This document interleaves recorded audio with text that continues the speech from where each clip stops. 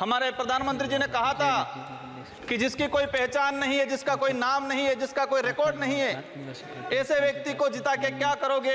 लेकिन बांसवाड़ा और डूंगरपुर की जनता ने ठान लिया था कि लोकतंत्र है, राजतंत्र नहीं। और ये राजतंत्र तय करने का किसी को ठेका नहीं है, लोकतंत्र है। जनता ने ठान लिया था कि इस बार राजकुमार रोज जाएगा। मैं आपके माध्यम से, पूरे सदन के माध्यम से मेरी जनता को धन्यवाद देना चाहूंगा।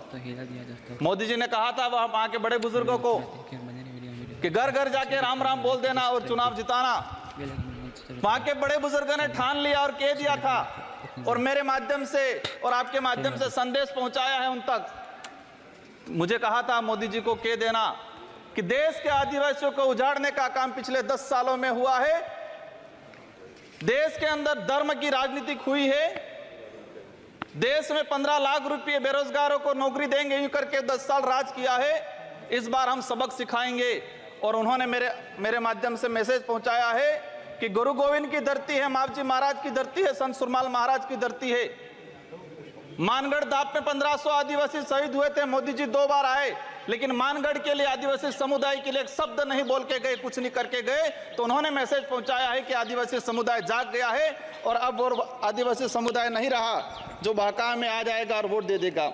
माननीय सभापति महोदय, जो वर्तमान स्थिति बनी है बजट के अंदर, मैंने देखा धातुओं का खनन को लेकर उद्योगपतियों को टैक्स में छूट दी गई। लेकिन ये खनन कहाँ हो रहा है? धरती पे हो रहा है, हमारे देश में हो रहा है, पहाड़ों में हो रहा है, जंगलों में हो रहा है, और वहां पर जीव जंतु रहता है और आदिवासी समुदाय भी रहता है। लेकिन आदिवासियों के समय के आदिवासियों के लिए क्या प्रावधान किया गया? आदिवासी इलाके के अंदर देखा जाए, आदिवासी समुदाय बैठा हुआ है, उसको जमीन का पट्टा नहीं मिला हुआ आज तक, आजादी से पहले से बैठा हुआ है, लेकिन वो जमीन की बात करेगा। सभापति महोदय, यहाँ पर सत्ता को लेके होड़ मची रहती है, सत्ता पाने को लेके बोला जाता है। मैं जो कहना चाह रहा हूं, हमें सत्ता नहीं चाहिए, हमें हमारा अस्तित्व बचाना है, हमारा स्वाभिमान बचाना है, हमारा जल जंगल जमीन बचाना है। और देखा गया देश के अंदर आदिवासी समुदाय जल जंगल जमीन की बात करता है तो उसको नक्सलवाद का ठप्पा दे दिया जाता है, उसको नक्सलवाद के नाम से मारा जाता है। छत्तीसगढ़ का बस्तर का इलाका हम देखते हैं, 11 साल की बच्ची को मारा जाता है और कहा जाता है कि नक्सलाइट थी। 3-3, 4-4 साल के बच्चों को मारा जाता है, गर्भवती महिलाओं को मारा जाता है। आदिवासियों की, जब भी आदिवासी समुदाय अपने हक अधिकार की बात करता है तो उसको नक्सलाइट का ठप्पा लगाया जाता है। सभापति महोदय, आदिवासी समुदाय को, एससी समुदाय को फ्री की योजना, हम कहते हैं हमें फ्री की योजना मत दो, हमें हमारा हक दो, जल जंगल जमीन का मालिकाना हक दो। और संविधान के अंदर शेड्यूल 5 के अंदर, शेड्यूल 6 के अंदर जो रिजर्वेशन पॉलिसी लागू की है उसको धरातल पे लागू किया जाए।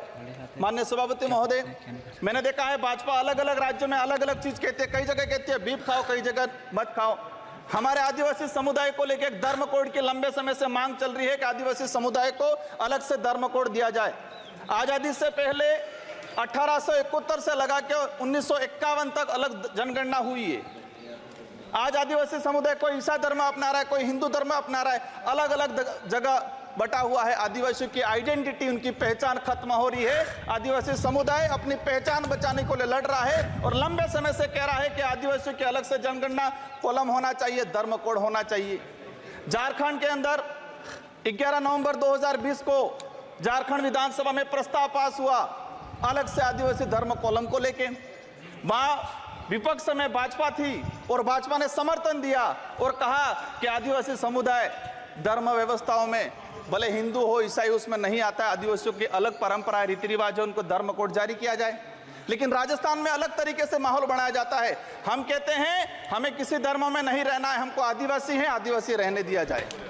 माननीय सभापति महोदय, लंबे समय से देखा गया है, कहते हैं वनवासी, कोई कहता है कुछ और। हम कहते हैं हमारी जो आइडेंटिटी है, हमारा जो देखा गया है कई बार कि जो व्यवस्था बनी है उस व्यवस्था के अंदर हम कई बार कहते हैं हमें कुछ मत दो एजुकेशन को लेके। नई शिक्षा नीति, मुझे लग रहा है अभी घंटी बजने वाली है, मैं 2 मिनट में मेरा समाप्त करूंगा। नई शिक्षा नीति के तहत यह प्रावधान किया गया है कि 6 साल का बच्चा होगा, इसके बाद उसको पहली क्लास में एडमिशन दिया जाएगा। माननीय सभापति महोदय, मैं कहना चाह रहा हूं, ये निजीकरण को बढ़ावा देने का तरीका है ताकि प्राइवेट संस्थाएं खत्म हो, सरकारी संस्थाएं खत्म हो, प्राइवेटकरण हो, ये कहा गया है। मैं अंत में एक ही चीज कहना चाहूंगा, मेरी लोग